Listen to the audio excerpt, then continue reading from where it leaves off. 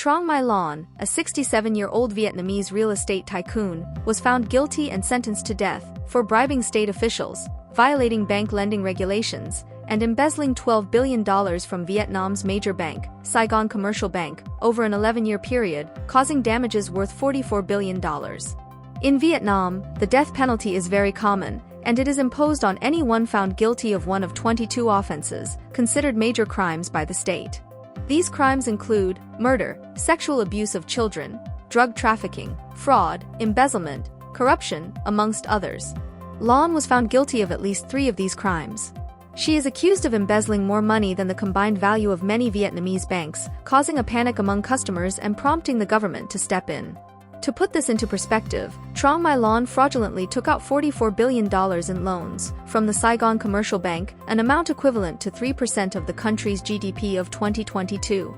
Her death sentence is highly unusual, as very few women in Vietnam have ever faced such a verdict for a white-collar crime. The court's ruling reflects the massive scale of the financial fraud.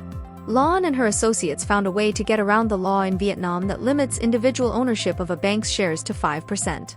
Using fraudulent means, Lan gained control of many shell companies and used people as her proxies to obtain more than 90% ownership of Saigon Commercial Bank. She then used this power to appoint her partners as managers, allowing them to approve loans for the shell companies she had set up in an illegitimate manner. She proceeded to offer bribes in order to keep things hidden, including providing significant sums of money to a senior bank inspector and other top-ranking state officials to overlook the situation. This strategy proved successful for a few years. Arrested in October 2022, Lan denied the charges, intending to appeal before the verdict. The trial was conducted with unprecedented transparency. A total of 2,700 individuals were called to testify. 10 state prosecutors and around 200 lawyers participated in the proceedings. The evidence, weighing a total of 6 tons, was stored in 104 boxes. The verdict was pronounced on Thursday, April 11, 2024. 85 of her accomplices were tried alongside her, facing allegations spanning from bribery to misuse of power related to this extensive decade-long scheme, all of whom were found guilty. 4 received life sentences, while others faced prison terms ranging from 20 years to 3 years suspended. Her husband and niece were respectively sentenced to 9 years and 17 years in prison. As for her, she was imposed the death penalty.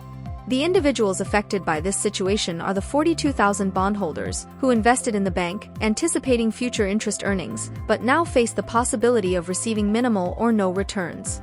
The verdict requires her to repay $27 billion, an amount that prosecutors believe may never be fully recovered. Some speculate that the death penalty is intended to compel her to return at least a portion of the missing billions. This trial is part of the Blazing Furnaces anti-corruption campaign, led by Communist Party Secretary General Nguyen Phu Trong. The campaign aims to combat widespread corruption in the country. Truong My Lan's case has made history as the largest case of corruption in Vietnam. Notably, 2 presidents and 2 deputy prime ministers have already resigned due to corruption-related issues. Truong My Lan, one of the country's wealthiest women, now joins the ranks of those being held accountable for financial misconduct.